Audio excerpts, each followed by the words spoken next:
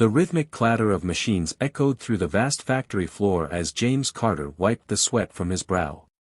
It was another long shift at the textile plant, and his hands were calloused from years of labor. But despite the exhaustion, James took pride in his work. He had a family to support, and each day he gave his best.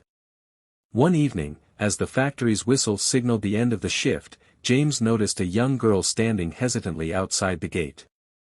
She couldn't have been older than 12, her tattered coat barely shielding her from the biting winter wind. She clutched a thin, worn-out bag to her chest and glanced around nervously. James approached her, his heart aching at the sight. "Hey there, kiddo. Are you lost?" The girl shook her head. "No, sir. I just need a place to stay. My mom, she used to work here before she got sick. We lost our home. I don't know where else to go." James's chest tightened. He had known hardship before, but the desperation in her voice stirred something deep within him. He couldn't ignore her, not when she reminded him so much of his own daughter, Emily, who had passed away years ago. He knelt to her level. "What's your name, sweetheart?" "Lily," she whispered, shivering. James made a decision in that moment, one that would change both their lives. "Come on, Lily. Let's get you somewhere warm." He took her to a small diner nearby, ordering a hot meal while she shared her story. Her mother had worked alongside James until illness took hold, and after she passed away, Lily had been left to fend for herself. "I tried staying with a neighbor," she admitted, stirring her soup. "But they couldn't afford another mouth to feed." James listened, his heart breaking. He had spent his life working hard, but nothing had prepared him for this moment. He couldn't stand by and do nothing. That night, James brought Lily home. His wife, Margaret, met them at the door, worry etched on her face.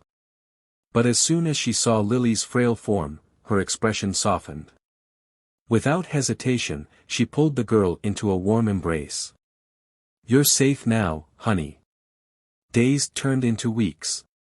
James and Margaret navigated the legal system, eventually securing guardianship of Lily.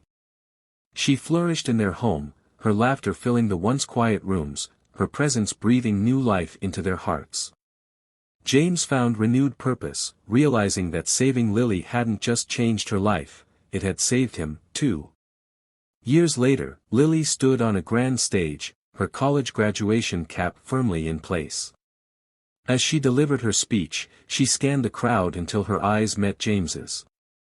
"There was a time when I thought the world had forgotten me," she said, voice trembling with emotion. "But one man, an ordinary factory worker, showed me kindness when I needed it most. He gave me a home, a family, and a future. Because of him, I stand here today." Tears welled in James's eyes as he listened. He had never sought recognition, but hearing her words, he knew that a single act of compassion had changed everything. And in that moment, as applause thundered through the auditorium, he understood, sometimes, the smallest gestures of kindness hold the power to rewrite a destiny.